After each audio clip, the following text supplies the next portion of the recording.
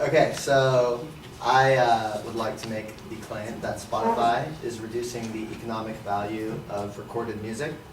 There's a few reasons why I believe this. Firstly, I'd like to talk about how many Spotify users are actually paying artists that they do not listen to. And that's because Spotify pays based on number of streams and doesn't actually pay based on what each individual user listens to. So I'm just going to briefly go over Spotify's payment formula.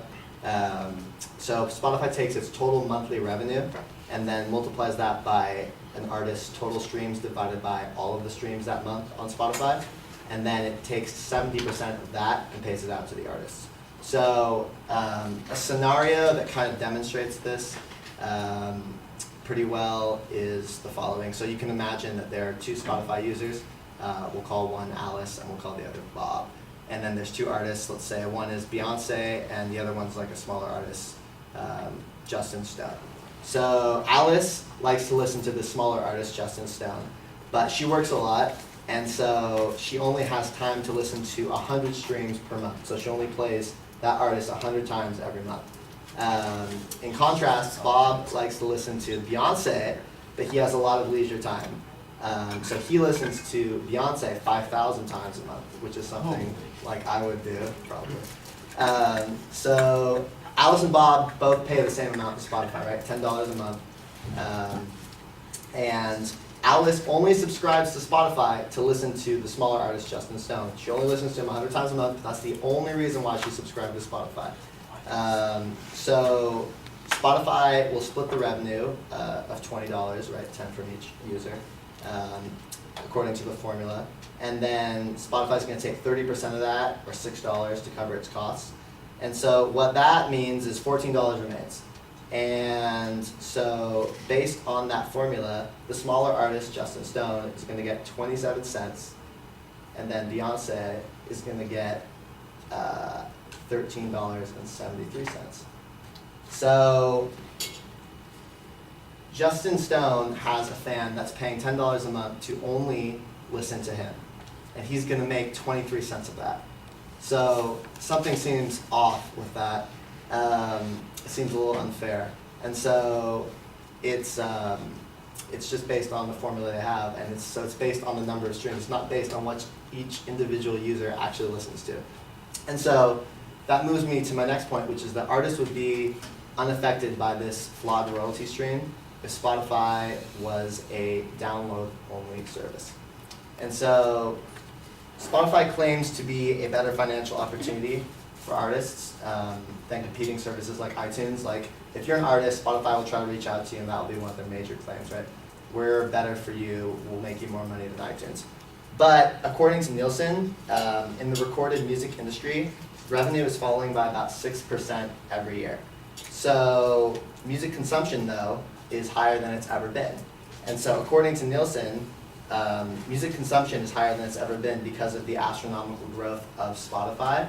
So more people are actually listening to music using Spotify, yet revenue is falling. So that means even though more people are consuming music, it's not making more money, it's actually making less money. And so that would indicate that Spotify is not paying nearly as much as other services used to in the past. And another point that I have is that Spotify refuses to actually change this payment system, and that's because it receives benefits from major record labels. So you would think that it would behoove them to sort of make it a little more fair to these artists, but that's not the case. So artists that receive the most streams get paid the most.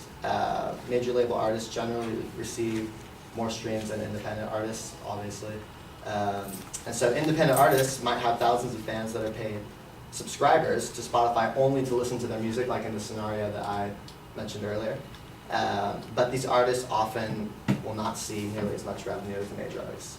And so one remedy to this would be to take each Spotify's user's $10 subscription fee and allocate that $10 to each artist the individual user listened to.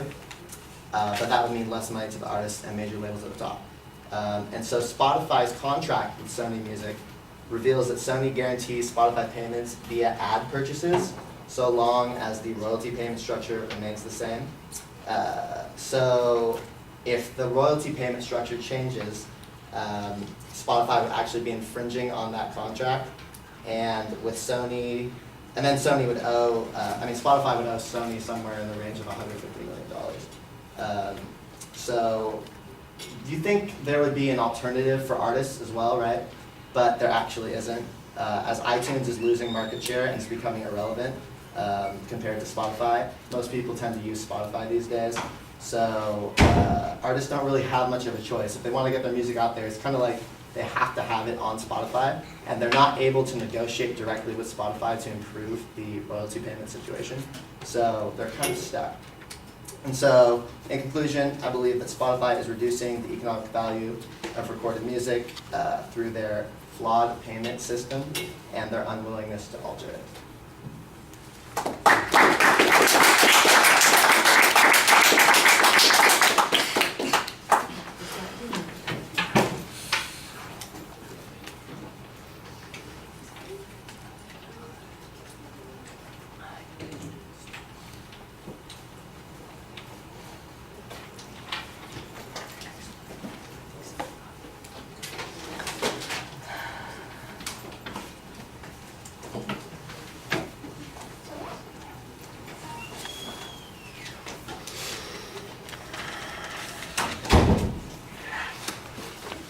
Do you have a copy of the outline for me, Nick?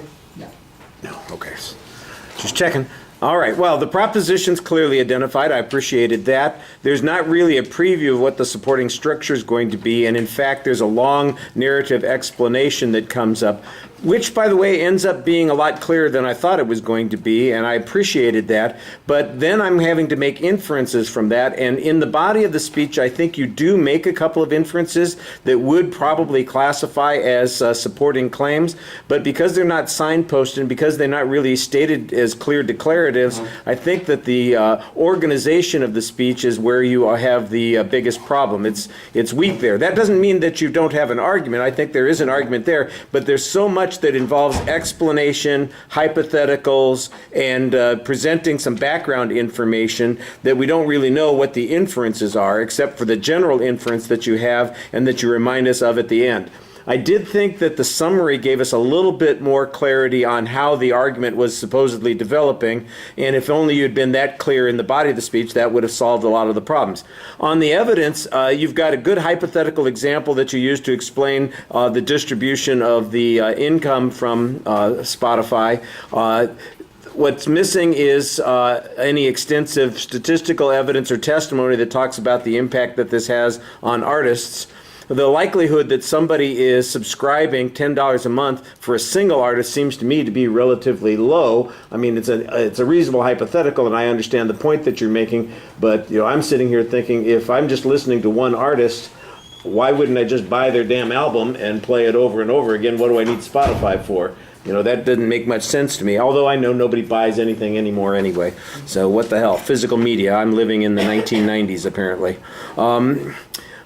But like I said, I think that you had some good factual data about Sony's contracts.